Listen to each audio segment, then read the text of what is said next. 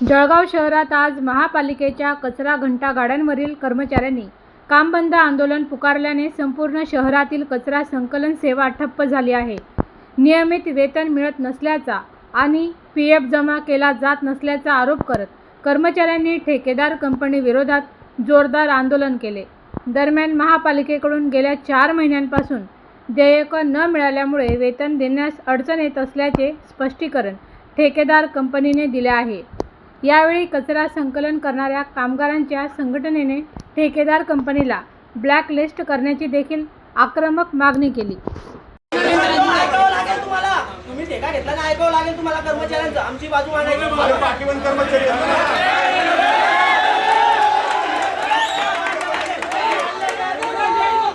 काय सांगाल तुम्ही या ठिकाणी आज काम बंद आंदोलन केलेलं आहे, काय तुमचं मागणी आहे त्या ठिकाणी? सर वेळेवर पगार व्हायचा आणि जो रोज नेमलेला आहे तो द्यायचा. सर तर मग आम्हाला दुकानावाले उधार सामान देतात. दुकानावर सामान घ्यायला गेले, उधार देता नाही. ते म्हणता बिल झालाय भरपूर, आता आम्ही देता नाही. भाजीपाल्यावाले देता नाही. मग आम्ही जाणार तर कुठे जाणार? किती दिवस थांबणार आहेत? हे पेमेंट वेळेवर करता नाही आणि करता ते 1.5 महिन्याच्या नंतर तोपर्यंत जेवढे येतात तेवढे चालले जातात वाट्यात. म्हणजे 1 रुपया शिल्लक राहत नाही किंवा कोणाला देय घ्यायला बी राहत नाही. मग हेच दिवस असतात. दर महिन्याला तेच नाटक आहे. सांगेल होतं त्यांना 7 ते 10 तारीख पर्यंत होईल, पण होतच नाहीये. घर भाडं भरायचं का खायचं? गरीब लोक कुठून करतील? हेच सांगायचं आहे आम्हाला का बाबा वेळेवर पेमेंट व्हायला पाहिजे. 7 ते 10 तारीख पर्यंत पेमेंट व्हायला पाहिजे. नाव काय आपलं? अलका अनिल नन्नवरे. काय सांगाल तुम्ही आज या शहरातल्या घंटागाडी संदर्भातला जो प्रश्न निर्माण झालेला आहे, काय तुमच्या मागण्या काय आहेत? मागणी असं आहे की पगार आमचा टायमावर व्हायला पाहिजे. आज महिना होऊन आम्हाला 15 दिवस झालेले तरी पगार नाही. दर महिन्याची अडचण आहे. पगाराची विचारणा केले 2-3 दिवसात होईल. महापालिका बिल पास करत नाही असं सांगण्यात येतं बीवीजीचे अधिकारी त्यांच्याकडून.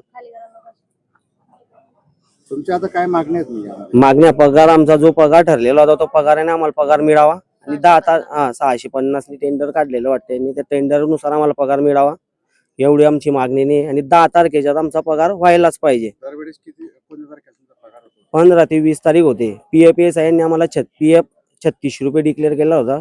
3600 रुपये आम्हाला एकही कर्मचाऱ्याला पडलेला नाही. जे किट दिलेले ड्रेस कोड आहे कंपनीचा, त्या ड्रेस कोडचे पैसे सुद्धा दर महिन्याला कट केलेले जात आहे आमच्याकडून खात्यातून.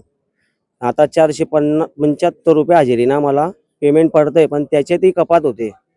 दर महिन्याला वारंवार कोणत्याही कर्मचारी यांना विचारपूस करतो कसले कट झाले बघतो. मला स्वतःला 10 दिवसाचा पेमेंट टाकलं होतं यांनी. टीडीएस कटलेला आहे 4,500 मध्ये टीडीएस काटलेला आहे यांनी. तुमचा टीडीएस 4,500 4,500 पगार पडला, त्याच्यात टीडीएस पण काटला गेलेला आहे. किती कापलं गेलं?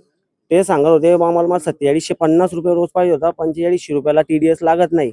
यांनी तो ड्रेसचे क्लिअर करायचे पगार म्हणे. आम्ही त्यांनी रेड्डी सरांनी डिक्लेअर केलेलं आहे कामगार अधिकाऱ्यांकडे. तुम्ही आता अधिकाऱ्याशी कोणाशी संपर्क वगैरे साधला? नाही, अधिकारी आमचे कोणा जवळ आले नाही बोलायला. तुम्ही संपर्क साधला? कामगार अधिकारी कैलास साथे म्हणून आहे, त्यांच्यासोबत चर्चा केलेली होती. त्यांनी लेखी स्वरूपात रेड्डी सरांकडून लिहून घेतलेलं होतं की 7 तारखेला पगार करा. जर 7 तारीखनी पण निदान 10 तारखेला तुम्ही पगार करा त्यांचा.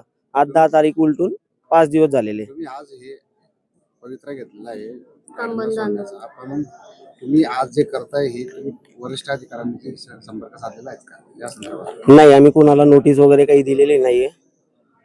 मागे काही घटना घडली होती नेमकी काय? मागे घटना अशी घडली होती, एक कर्मचारी आमचा रवींद्र आहिरे म्हणून ऑन ड्युटी होता. तो ITR रॅमला त्याचा हात घंटागाडी 4 इंचच्या ज्या घंटागाड्या आल्या त्या हानिकारक आहे.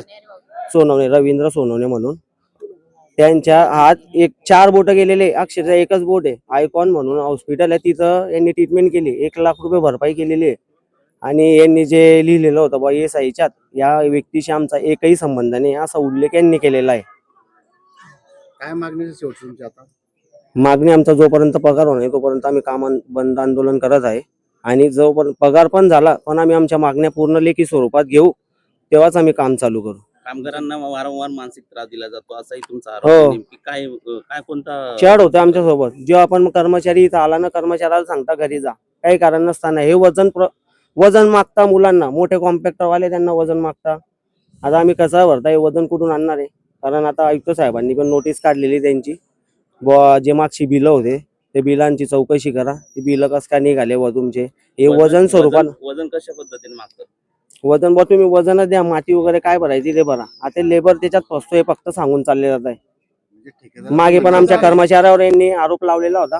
कर्मचारी 8 दिवस घरी होता. नाही, ठेकेदार असं म्हणतो की तुम्ही कुठल्याही परिस्थितीत माती भरा का दगड भरा. वा वजन मागता आम्हाला. असे ठेकेदार म्हणतो. हो ठेकेदार कोण? ठेकेदार BVG भारत विकास ग्रुप. तुमचं नाव? जय सपकाळे. तुमचं इथं काय म्हणून पद आहे? मी इथं ड्रायव्हर म्हणून आहे.